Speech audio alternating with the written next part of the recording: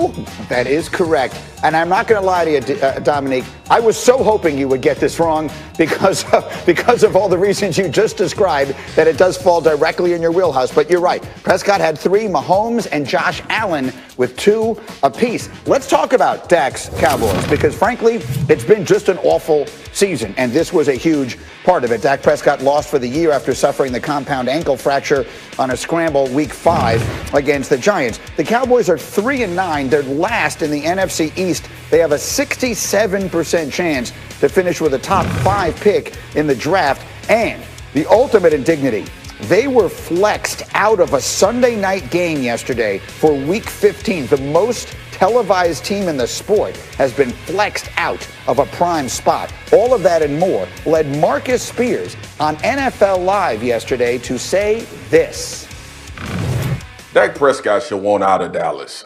All right. And I've been holding out and saying that. I've been thinking about, well, they did offer him a contract and all of that. Dak Prescott should want to find a new spot to play football. Ooh. That is our resident former Cowboy saying Dak Prescott should want out of Dallas. Nick, I have to start with you because you are, I believe, at this point, his representative. Oh, yeah. Do you think that he should want out of Dallas? I'm sure that his actual representative would be upset and is not going to let me get that 3%, but I'll take it if they're giving up. Yes, he should want out of Dallas. But the real question to me is, can he get out of Dallas? And originally, when I saw Marcus say this, I was like, yeah, it's just us TV people just talking, making something to talk about because it seems so unrealistic because we see it happen so rarely, the forced trade in the NFL. But they made the mistake of franchising him for this season. And I think that actually puts Dak in a stronger position, and Dak can walk up to them and say, like, you need to move me and get something, or after this season, I'm leaving. And he can pull an NBA style move. And honestly, I don't know if we'll get to this at some point. I don't know that that's a terrible idea for for the Cowboys. It's a great idea for Dak Prescott if he ends up, and Marcus Spears, I think, suggested that he went to the 49ers. Any quarterback that can end up within the sphere of influence of Kyle Shanahan, yes, do that if you can. Schefter. Well, think about all the teams that could use a player like Dak Prescott, not only in terms of talent, but in terms of leadership and the cultural change that he would bring. Washington.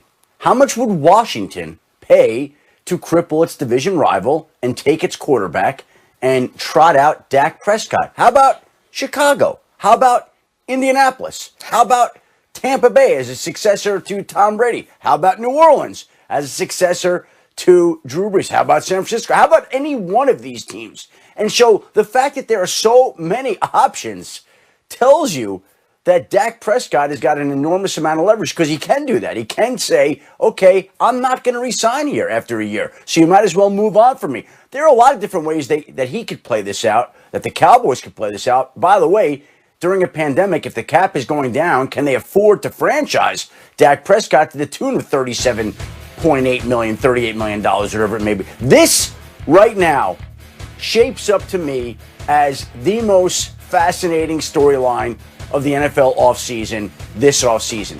Every year there's something that jumps out. Last year was Tom Brady.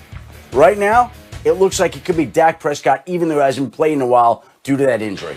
I love that. And so, Lewis, I've been waiting all week to ask you this, because I've been sort of beating this drum a little bit on radio, and team building is your thing. Dak Prescott is a great player for all the reasons that we have just described. The Dallas Cowboys, however, feel to me like they are in a place where they might seriously consider just blowing the whole thing up because they have all these bad contracts. They have money spent in all the wrong places, and they may need to sort of hit the reset button. And the best way to do that might be to try and reenact the legendary Herschel Walker trade by trading Dak Prescott and starting over again. If you were in a position where you're kind of running that team and making those decisions, do you think that's something they should seriously be considering? You know what?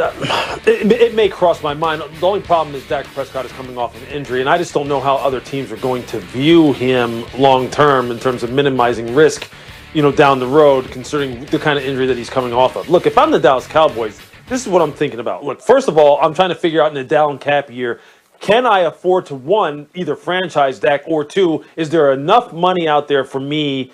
Rather, is there a number out there for me that Dak would be satisfied with to say, okay, look, we need to go ahead and lock you up, make sure that we can absorb your cap hits over the next 2 to 3 years in particular, so we can then go ahead and get to work on evaluating the rest of what we've got going on down here, which quite honestly is a mess, considered, especially on the defensive side of the ball. I would try to get Dak Prescott, under contract right away so I could kind of address everything else that's going on, particularly this.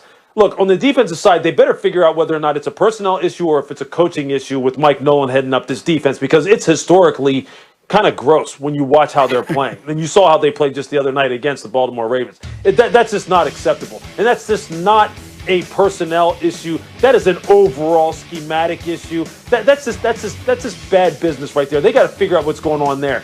And I love Mike McCarthy on the offensive side of the ball. I've known Mike for a long time, dating back to my days at the University of Pittsburgh when he was there.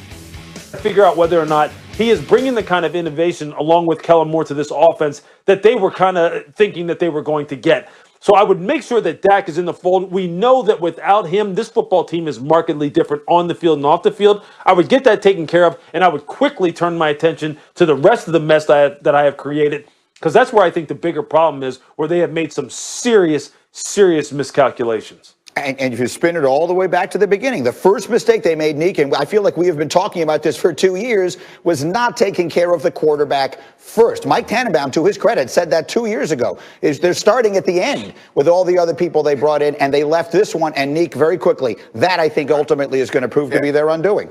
I think that is the problem, and if I were the GM for the Dallas Cowboys, I would try to sign up Dak. I would not entertain the idea of trading him. But the reason why I think this story is interesting, because they have a unique GM structure. I would be concerned about locking in Dak because I knew my future would be tied to how well we do immediately. But when your GM is also the team owner, you have potentially, maybe not in his case because of his age, but you have potentially a longer runway, and you can consider blowing it all up in a way that might be beneficial that I necessarily do.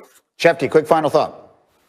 But the longer this goes on, the longer it has gone on, the more leverage shifts to Dak Prescott, because the closer he gets to true free agency and the more he can exert his wishes and his desires, whatever they are, over the Dallas Cowboys. Okay, we'll see how all that goes. Guys, right now it is time for something that has become a Thursday staple here. We come up with a different wood-based pun every week for Damian Woody, and you're going to like this one. This week, it is called Shoulda, Coulda, Woulda. D. Wood, every single week we seem to change the name of your segment. This is knock on wood, damn it. Taking them to the woodshed. Greeny, how is that possible? Firewood. Your soul is mine. This week it is the wood pile. Chopped wood. Excuse me? Sour wood. It is Woodstock, the neck of the woods. The lights shine brightest, of course, in Hollywood. Is wood-fired turkey. Damian Woody is going to call someone a turkey. The perfect distillation of how stupid TV is, and I love it. That open gets longer and longer every week. And here we go. D. Wood, shoulda, coulda, woulda, who?